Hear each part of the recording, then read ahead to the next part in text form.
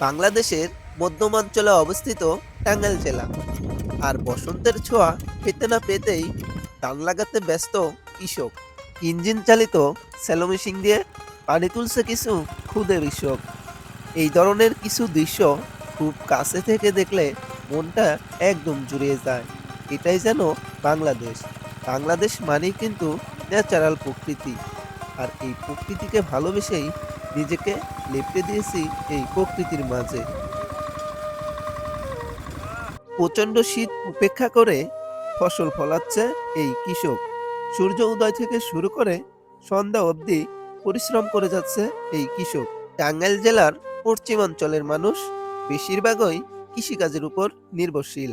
পাওয়ার টিলারের মাধ্যমে শক্ত মাটিকে কাদায় পরিণত করে কৃষিকাজের ব্যবহার উপযুক্ত করছে এই পাওয়ার টিলারওয়ালা।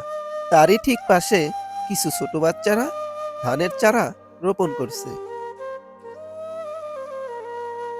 এদিকে কৃষক ধানের চারা তুলতে ব্যস্ত সময় পার করছে।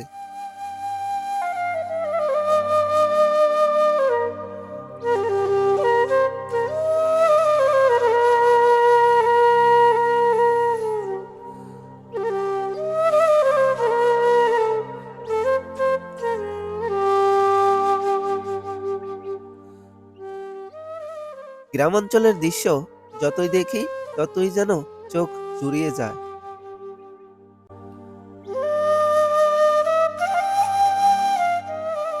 কিছু কিছু দৃশ্য দেখলে মনে হয় কেন যে বড় হয়েছিলাম। যদি ছোট থাকতে পারতাম আহ তাহলে আমিও এদের মতোই কাটাতে পারতাম শৈশব জীবন। হুম।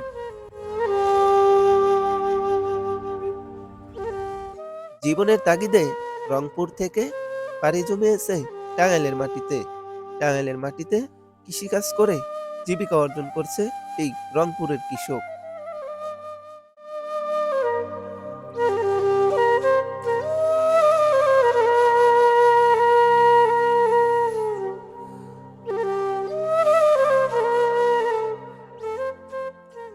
পুরুষ মানুষের জীবন আসলেই অনেক কষ্টের। ফ্যামিলি পরিবারকে রেখে প্রিয়জনকে রেখে জীবনের তাগিদে বাদেন। ছুটে চলতে হয় দেশ বিদেশ।